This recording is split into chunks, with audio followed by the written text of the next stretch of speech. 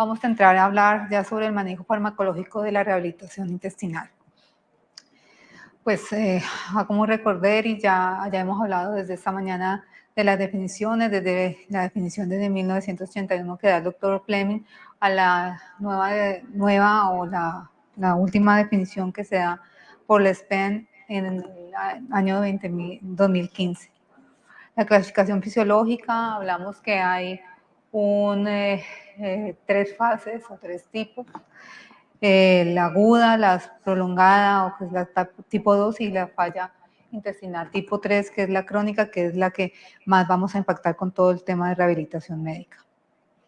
La clasificación fisiopatológica que encontramos, que ya la había comentado el doctor Vergara, pues intestino corto como el principal factor etiológico, fístulas intestinales, también alteraciones en la motilidad intestinal, pacientes con obstrucción intestinal y pacientes con daños de la mucosa extensiva que impide pues, la absorción de nutrientes adecuadamente.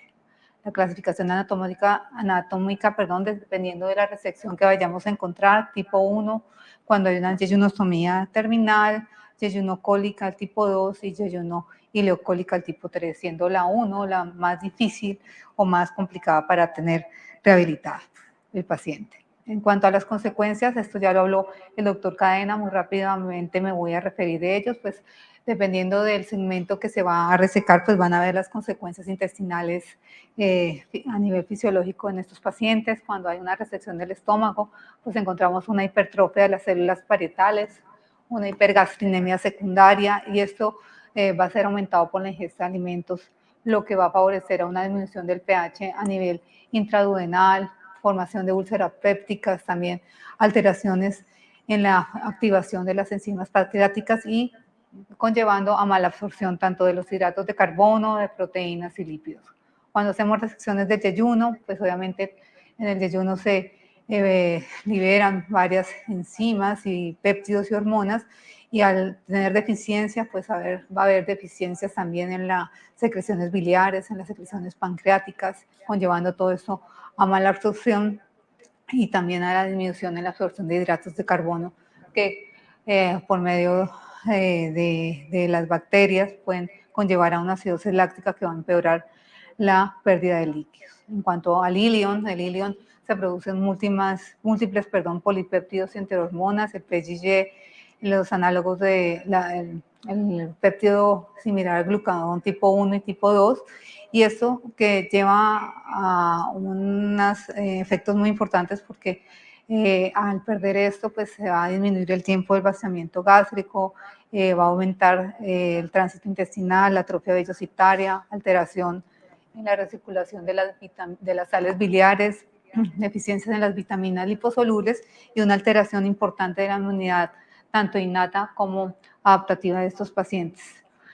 El freno colónico pues también se va a ver afectado cuando hay resecciones del ilion y el colon derecho, y este freno colónico nos va a conllevar a la pérdida a un vaciamiento mucho más rápido, un tránsito intestinal también acelerado, una disminución en el tiempo en que están los nutrientes en contacto con la superficie absortiva, y nos va a conllevar a pérdida de líquidos, electrolitos, pues diarrea y deshidratación como consecuencias. La válvula es muy importante, ya lo habló el doctor Cadena en varias oportunidades, porque pues va a evitar la contaminación retrógrada del intestino delgado y el sobrecrecimiento bacteriano que podemos encontrar. En el colon derecho también juega un papel importante en la absorción de energía, y cuando se hace resección pues hay una pérdida en la recuperación de esta energía por alteración en la absorción de ácidos grasos de cadena corta.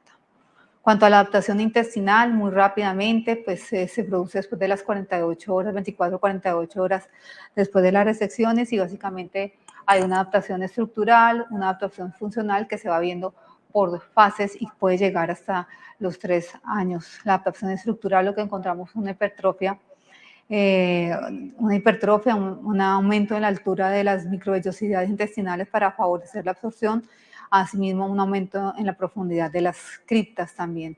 Y en la adaptación funcional, pues hacer todo lo posible para aumentar el tiempo de tránsito y el tiempo en que los nutrientes van a estar en contacto con las superficies absortivas, para que pues con esto se vaya a aumentar la absorción de los nutrientes. Ya en la rehabilitación médica como tal, se empezó a hablar de esto en los años 1980 y se dice que son unas medidas médico-dietéticas en pacientes con falla intestinal para tratar de recuperar la suficiencia intestinal en forma total sin tener ningún tipo de soporte nutricional o parcial, disminuyendo los tiempos de conexión de los pacientes a la nutrición parenteral. Esto todo con el fin de pues, disminuir pérdidas gastrointestinales, evitar deshidrataciones, desequilibrio electrolítico y mantener los nutrientes en mayor tiempo en contacto con los enterocitos para favorecer la absorción de los mismos y pues obviamente todo esto es conllevando a favorecer este proceso de rehabilitación.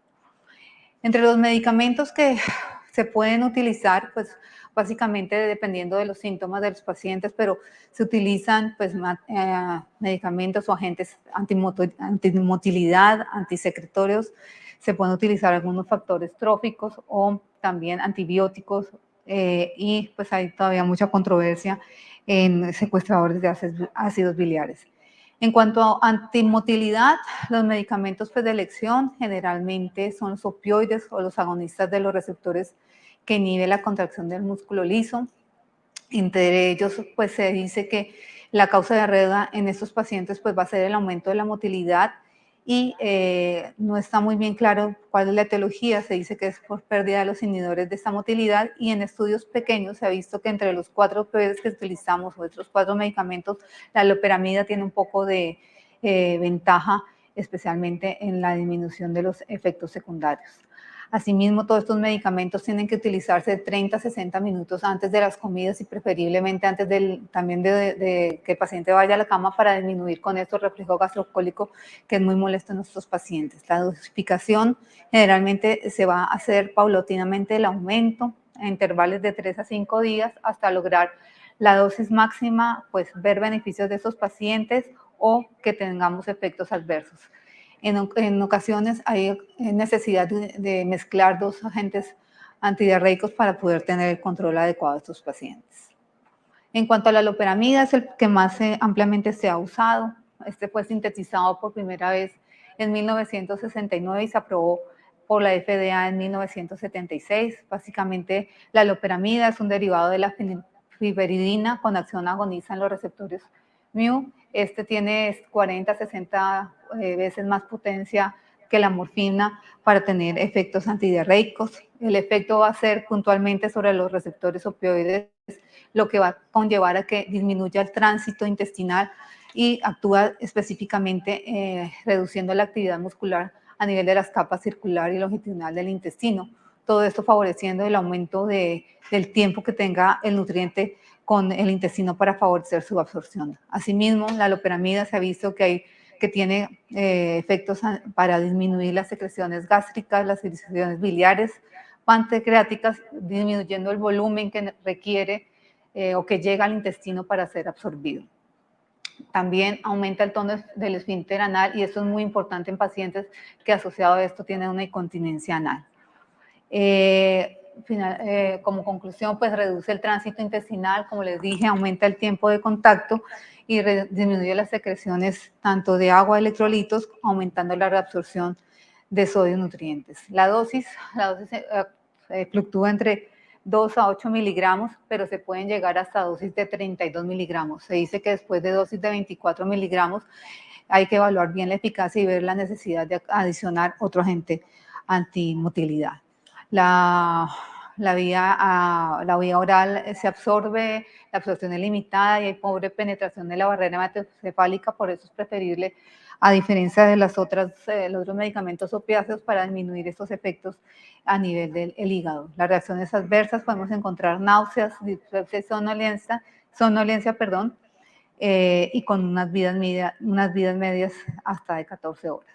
El otro medicamento que utilizamos, que es la segunda línea de acción, el segundo que se ha encontrado es la difenoxilato atropina, al igual que la loperamida, va a tener un efecto sobre los receptores opioides para disminuir el tránsito intestinal, también mejorar el tono del esfínter anal y mejorar la absorción de los líquidos electrolitos. La adición de la atropina va a proveer un efecto muscarínico que lo que va a tratar de es que estos efectos o los efectos secundarios que son bastante molestos como midriasis, al usarlo en conjunto, pues va a evitar que haya una sobremedicación, porque los efectos secundarios de la atropina son bastante molestos, entonces los pacientes pueden evitar así o llegar a ser dependencia de estos. La absorción rápida es un tema de absorción rápida, concentraciones se ven a las 2 horas de administrado el medicamento, las dosis pueden llevar hasta 40, 60 miligramos, pero el potencial, tanto dependencia como adicciones, es mayor que en la loperamida y no debe utilizarse más de 8 comprimidos al día. El otro medicamento, fosfato de codeína, ese generalmente se puede usar en las etapas iniciales con dosis de 30 a 60 miligramos 4 veces al día. Este es un agonista opiáceo que es similar a la morfina, pero tiene muchos efectos secundarios, especialmente por este paso de la barrera hematoencefálica. Además del efecto antidiarreico, pues tiene efectos analgésicos, antitusivos y aumentan el tono a nivel del músculo liso, a nivel del antro gástrico, del intestino delgado, intestino grueso, o sea, lo mismo que les había comentado antes. La tintura de opio, el paregórico, es el primero que se utiliza, que ya no se utilizan tanto, pero sí se han descrito. Hay 2 tipos de tintura que se pueden utilizar, la tintura de opio alcanforada y la tintura de opio desodorizada, que tienen como un potencial de abuso y adicción, por lo cual se ha tratado de disminuir su uso. Se dice que la que más se utiliza es la primera, la alcanforada, y este equivale a 2 miligramos de morfina a 5 centímetros cúbicos, que es el principio activo. En cuanto a los antisecretores, son pues unos medicamentos que son importantes utilizarlos a nivel de la rehabilitación temprana, para tratar de disminuir todo el mecanismo fisiopatológico de la hipergastrinemia. Entre los que utilizamos está primero los inhibidores de bomba de potasio, conocidos por todos nosotros y como medicamento base en todos estos manejo de todos estos pacientes. Los inhibidores de bomba de potasio pues van a bloquear irreversiblemente la función de la bomba de protones, que va a secretar iones de hidrógeno a la luz gástrica. Son más efectivos en individuos sanos cuando se dan con comida, antes de la comida, para que se active esta bomba. Generalmente la inhibición puede iniciar del 3 al 5 día del tratamiento continuo. Hay algunos pacientes que no hay una adecuada respuesta, el 30% no hay alguna respuesta adecuada y hay que empezar a mirar cómo lo podemos dar. Estos medicamentos se absorben a nivel del intestino delgado, lo que va a disminuir su biodisponibilidad en pacientes con algún tipo de resección, o las presentaciones orales están cubiertas con unas capas de protección bioentérica, pero en la medida que los pacientes no puedan tolerar pues, la adición de estos medicamentos a la nutrición parenteral o a los líquidos endovenosos, pues puede ser contemplada. Los inhibidores de bomba tienen una eficacia comparable de los de toda generación, primera, segunda o tercera generación. Entre estos, pues hablamos del omeprazol, el lansoprazol, el rabeprazol, el esomeprazol, el pantoprazol, y los nuevos que están viniendo, que pues de estos últimos, el vonaprazol, sí no tenemos muy buenos, no hay estudios todavía en intestino corto. Generalmente estos pacientes deben utilizarse estos medicamentos luego de una resección intestinal como medicamento de elección para mirar esta disminución y empezar la adaptación o la rehabilitación, intestinal, y una semana después de la aplicación de los mismos se pueden encontrar ya respuestas significativas.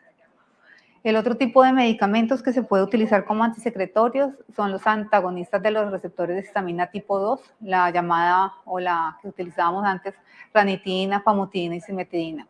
Estos medicamentos también pueden ser usados en fases tempranas, pues estos tienen un mecanismo de acción y una respuesta más pronta que los inhibidores de la bomba de potasio.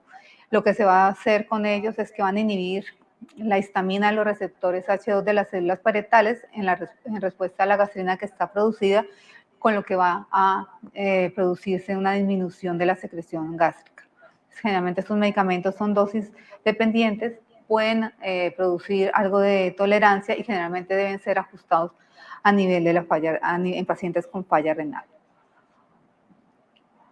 Otro medicamento que se utiliza como antisecretor es la clonidina. La clonidina está aprobada por la FDA para el tratamiento de la hipertensión y dentro de los efectos secundarios son la boca seca y el estreñimiento.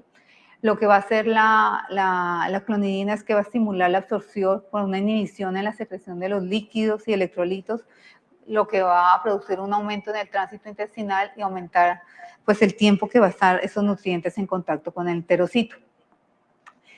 También va a producir pues, disminución en los volúmenes de las heces y pérdidas intestinales. Las dosis fluctúan entre 0,15 miligramos cada 12 horas a 0,4 miligramos 24 horas. Esto cuando se da por vía oral, pero hay unos parches semanales que pueden ser cambiados y se les pueden dar con muy buenos efectos. Estos pacientes se les aplica cuando pues, son refractarios a los 2 tratamientos previos anotados. El ocrótide es un análogo de acción prolongada de la hormona de la somatostatina, es un análogo octapédico sintético. La somatostatina como tal va a disminuir la secreción exocrina y endocrina, va a disminuir el flujo sanguíneo y va a disminuir la contracción de la vesícula biliar. También inhibición de algunas hormonas y lo que va a producir es aumento en la absorción intestinal de agua y de electrolitos, disminución de la secreción gástrica, de la secreción biliar y aumento de la duración del tránsito intestinal.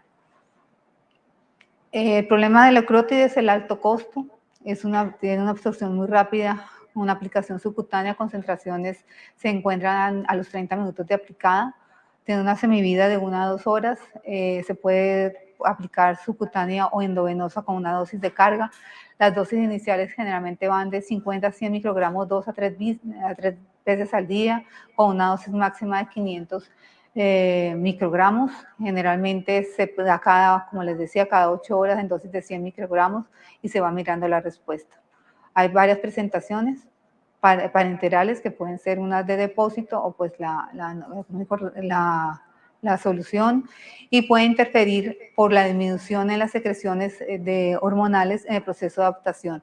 Además, se han visto en muchos pacientes con el uso del ocrótide, se puede encontrar colelitiasis, como había notado el doctor Cadena. Se debe esperar hasta 5 a 7 días para ver la respuesta del uso del ocrótide.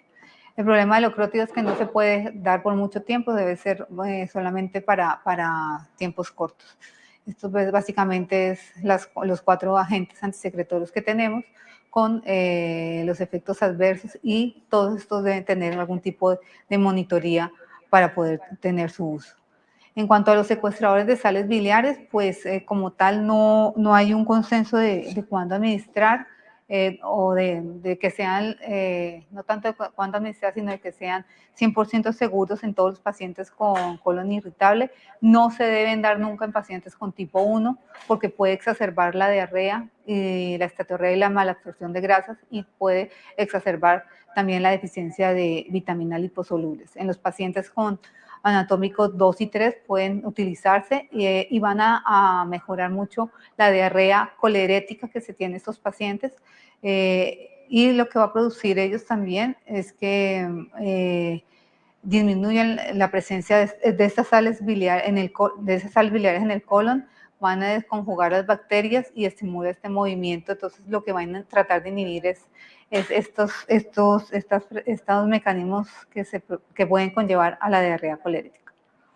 Estos son los secuestradores de sales biliares disponibles, la colesteramina, el colestipol y el colesvelam, que en nuestro medio utilizamos con mucho más frecuencia la colesteramina en los pacientes a los cuales pues tengan indicación.